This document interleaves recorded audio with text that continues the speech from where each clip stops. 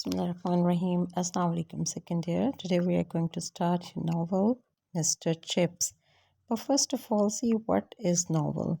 The word novel has been derived from an Italian word novella, which means a new story or a new thing. The novel was established as a literary form in England in the 18th century through the work of Daniel Defoe, Samuel Richardson, and Henry Fielding. Now we come to Mr. Chips. Mr. Chips is a novel written by James Hilton, who was a best selling English novelist and Academy Award winning screenwriter. Mr. Chips, an old man of 85, sitting in a room in the house of Mrs. Wickett, recalls to his memory all the events of his life one by one. Chips Chipping was born in 1848. After completing his education at the age of 21, he started teaching at the Mulberry School. After 1 year, he joined the Brookfield School as a teacher in 1870. Brookfield was an old grammar school of second rank. At that time, Mr. Witherby was the headmaster of the school. He advised Chips to have good discipline in the class. Chips met his first class of 500 boys in a big room. Boys tried to tease him. Mr. Chips took an attitude from the very beginning. Mr. Chips' marriage with Catherine. Chips remained a bachelor till he was 48. He visited the Lake District in the summer vacation of 1896 with a fellow teacher. There he met Catherine Bridges on the mountain Great Gable in the Lake District. He followed Catherine. She was about 25 years younger than Chips. They loved with each other greatly. They got married in London.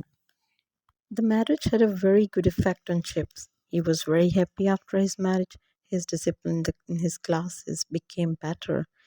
His teaching became interesting. He became broad-minded and began making jokes in the classes. Catherine became quite popular at Brookfield. She gave him good pieces of advice and went him to the parties of the school. She even knew singing and often sung to his player. After 2 years of her marriage, Catherine died in 1898.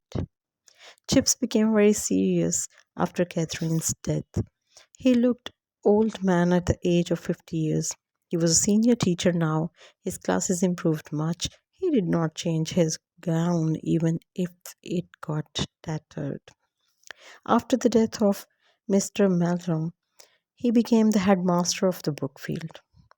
He worked as headmaster till his death in 1900 for 30 years.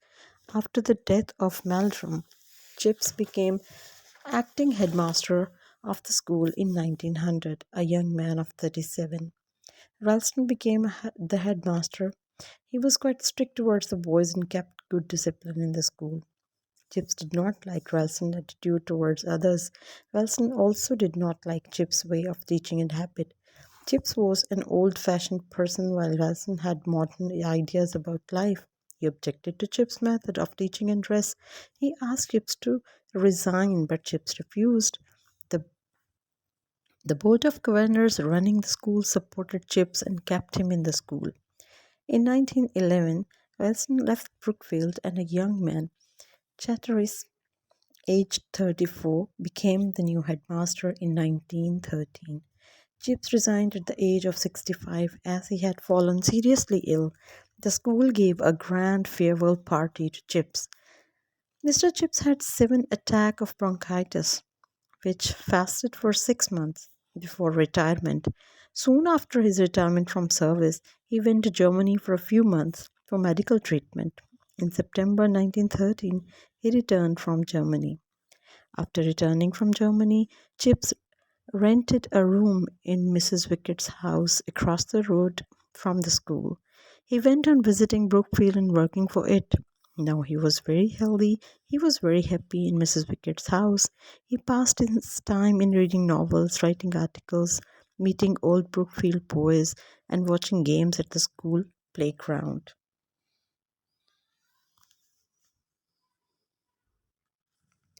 In 1916, during the First World War, Chips joined the Brookfield School as a teacher when the headmaster, Chatteris, asked him to do so. The next year, in 1917, Chatteris fell seriously ill and Chips became the acting headmaster in his place. When Chatteris died in April 1918, Chips went on working as headmaster. In November 1918, the First World War came to an end.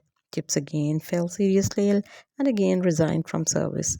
Mr. Chips passed most of his time at Mrs. Wickett's house after his second retirement. He welcomed old students of Brookfield at his house and entertained them well. He remembered his past as a teacher and his dead wife in 1930. Chips made his will. In November 1933, Chip suddenly fell ill. He became unconscious. When he got conscious, he found himself on a bed. At last, he died remembering his students. That's all for today. A very brief summary of Mr. Chips. Now let's start the novel chapter wise, inshallah, from tomorrow onward. So, till the time, Allah Hafiz, take care.